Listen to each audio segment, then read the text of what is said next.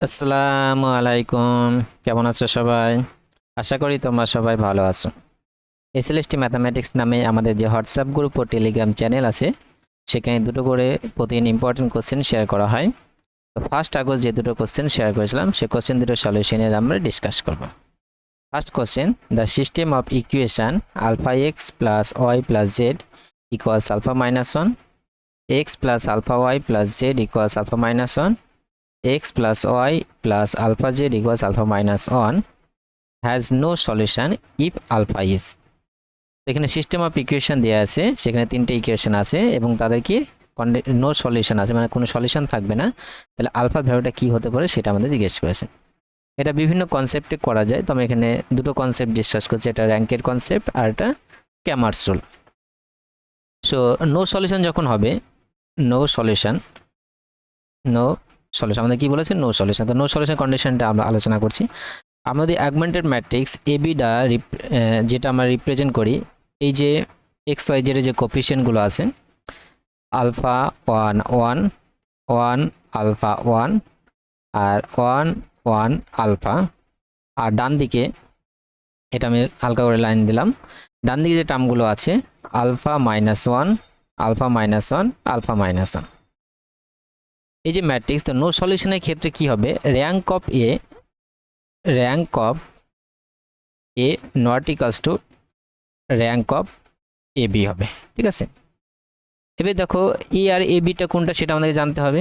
এ মানে তোমার এই পর্যন্ত, ঠিক আছে, এই পর্যন্ত আমার ম্যাট্রিক্স এ, ঠিক আছে। আর আমরা টোটালটা যদি নিই সেটা আমার ম্যাট্রিক্স এ বি হবে, মানে অ্যাগমেন্টেড ম্যাট্রিক্স, ঠিক আছে। আসলে বুঝতে পেরেছো? তাহলে এর ম্যাট্রিক্স আর এবি ম্যাট্রিক্সটা কী হবে, এই ম্যাট্রিক্স আর এই দুটো ম্যাট্রিক্সের র্যাঙ্ক কী হবে, সমান হবে না, তাহলে আমার নো সলিউশন হবে। তো দেখো এই যে ম্যাট্রিক্সে এই ম্যাট্রিক্সের র্যাঙ্ক ম্যাক্সিমাম কত হতে পারে, এই ম্যাট্রিক্সটার ম্যাক্সিমাম 3 হতে পারে। এর যদি র্যাঙ্ক যদি 3 হয়ে যায়, তাহলে টোটাল ওভার ম্যাট্রিক্সের র্যাঙ্ক যদি বলি সেটা কিন্তু 3 হয়ে যাবে।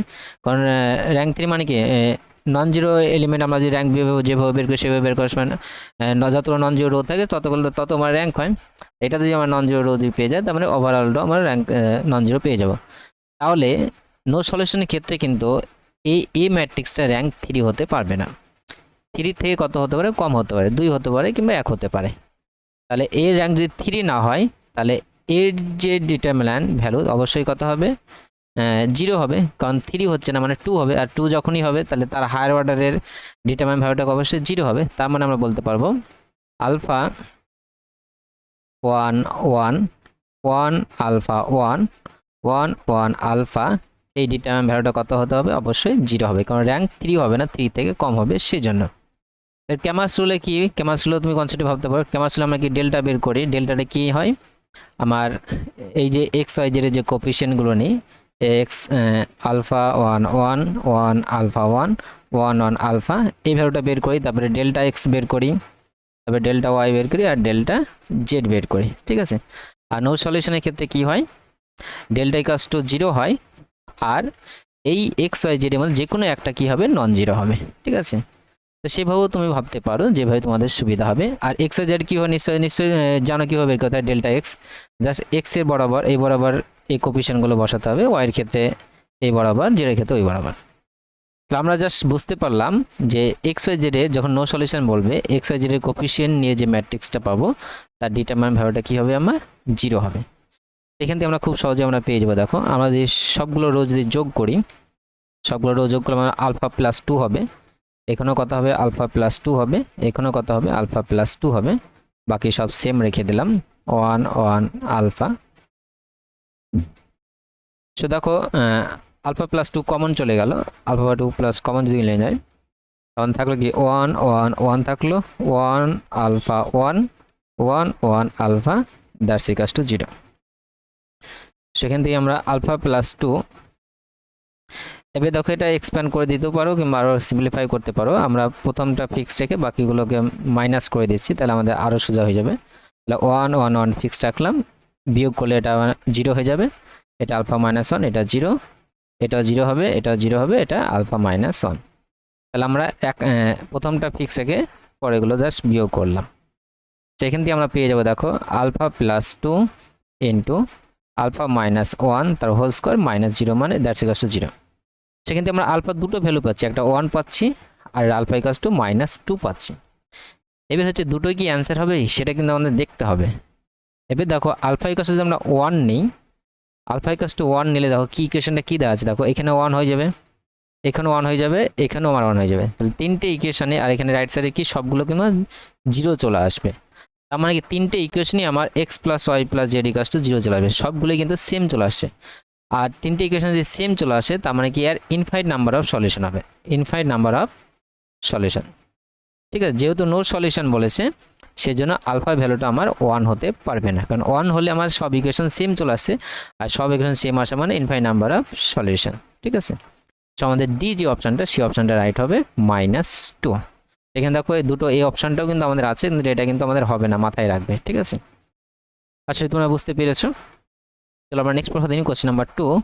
In triangle PQR angle R equals π/2 if tan p/2 and tan q/2 are root of the equation x² + bx + c = 0 or a not equals to 0, then কোনটা কোন কন্ডিশনে স্যাটিসফাই করে সেটা আমাদের জিজ্ঞেস করেছে।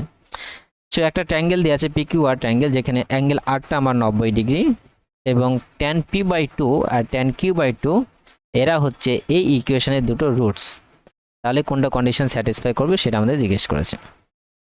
কোশ্চেন নাম্বার 2, আমাদের ইকুয়েশন কি আছে, ax² + bx + c = 0 আছে। এই দুটো রুট বলে দিয়েছে, একটা tan p/2 আর একটা tan q/2। আমি একটা যদি আলফা ধরি, এটাকে আমি বিটা ধরে নিলাম। ঠিক আছে, তাহলে আমরা সাম অফ দ্য রুট যদি করি আলফা প্লাস বিটা, সেটা ভ্যালু কি হয় -b/a হবে, কারণ minus of coefficient of x by coefficient of x², মানে আমরা পাবো tan p/2 plus tan q/2 that's equals to -b/2। আমরা আলফা বিটা যদি করি, আলফা বিটা ভ্যালু কত হবে c/a হবে, মানে আমাদের tan p/2 into tan q/2 এটা ভ্যালু কত হবে c/a। ঠিক আছে, এখান থেকে আমাদেরকে এ আর বি সি এর মধ্যে রিলেশনে আনতে হবে। সেটা কিভাবে করব দেখো, আমরা যদি tan of p/2 plus q/2 এই ভ্যালুটা বের করব, এই tan of a plus b এর ফর্মুলা অ্যাপ্লাই করতে পারবো। সেটা কি হবে tan of a plus tan of b by 1 minus tan a tan b হবে। tan a মানে কত p/2 আর b মানে আমাদের q/2 হবে। এবার দেখো লেফট সাইড এই পোর্শনটা আমরা এইভাবে লিখতে পারবো, tan p plus q/2 equals to, এটা ভ্যালু আমাদের দেওয়া আছে b/a মাইনাস b/a, সরি এখানে a হবে, আমি 2 লিখে দিয়েছি। আর নিচে কত হবে তোমার 1 মাইনাস c/a হবে। এবার দেখো PQR যে ট্রায়াঙ্গেলটা সেটা আমাদের কত বলেছে, PQR ট্রায়াঙ্গেলের আর অ্যাঙ্গেলটা 90 ডিগ্রি বলেছে। তাহলে আমরা এরকম লিখতে পারি angle P plus angle Q plus angle R equals to 180 degree, angle P plus angle Q equals to, এটা ভ্যালু কত আমার 90, উপরে গেলে কত হবে 180 মাইনাস 90। আমরা যদি 2 দিয়ে ডিভাইড করে দিই অ্যাঙ্গেল, বা এটা ভ্যালু কত হবে angle P plus angle Q, এটা ভ্যালু কত হবে আমার 90 হবে। এখানে /2 আছে, মানে এখানে আমার কত হয়ে যাবে 90/2 মানে আমার 45 ডিগ্রি হয়ে যাবে। আর রাইট সাইডে যেটা থাকবে সেটা আমি লিখে দিয়েছি b/a, sorry b/a by a minus c/a। তাহলে a ক্যান্সেল আউট হয়ে গেল, আর লেফটে আমার 1 থাকলো, এটা -b/a মাইনাস c পেলাম। সেখানে আমরা লিখতে পারবো a minus c equals to -b, আর বিটা দিয়ে লেফটে নিয়ে আসি আর সিটা রাইটে নিয়ে আসি, তাহলে a plus b equals to কত পেলাম c পেলাম। তো a b c এর মধ্যে রিলেশনটা বের করতে বলেছে, সেটা কি হবে a plus b equals to c, অথবা c equals two a plus b। So সেটা দেখো আমাদের সি যে অপশনটা সেই অপশনটা আমাদের ম্যাচ করছে। আশা করি তোমরা বুঝতে পেরেছো। Thank you for watching.